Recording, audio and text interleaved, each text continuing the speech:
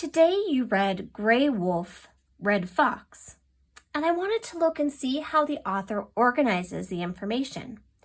The first thing that you may think about when I said organized information are subheadings, and that's true.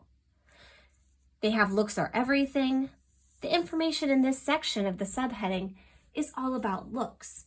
But what I want us to take a closer look at is how does the author compare the wolves to the foxes? Let's start by rereading this paragraph together. Go ahead and pull out your book, pause this video if you need to.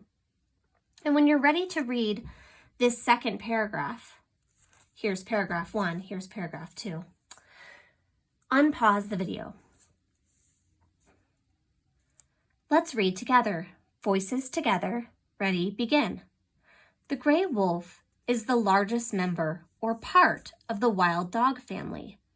An adult wolf is the size of a large dog. The red fox is similar and weighs less. Both animals have excellent hearing.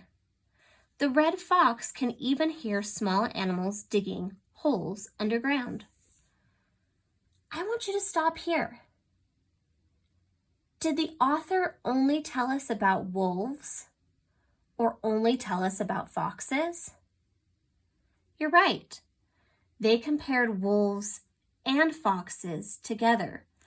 So today, when you are working and looking for information about wolves or information about foxes, you're going to have to do some really careful reading because facts about the wolves and the foxes are right next to each other. You're going to have to look for words that are signal words that tell you that each of them have something. Perhaps you see a signal word like both to help you. Let's take a look at this sentence or this paragraph and just look at those beautiful tails. The gray wolf and red fox both have long bushy tails. Here's that signal word again, both, telling me something they have in common. Now it's going to contrast the two creatures. That means say how they're different. The wolf's tail can be 2 feet long. The fox's tail is not as long, but has a bright white tip.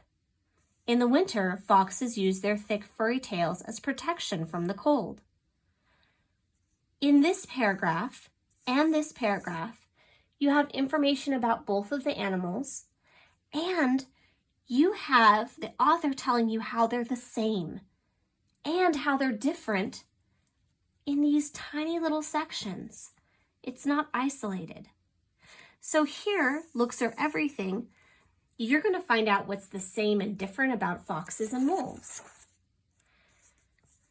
Other subheadings you're going to find is finding food and day-to-day. Each of these subheadings are organized the same way, comparing wolves and foxes together.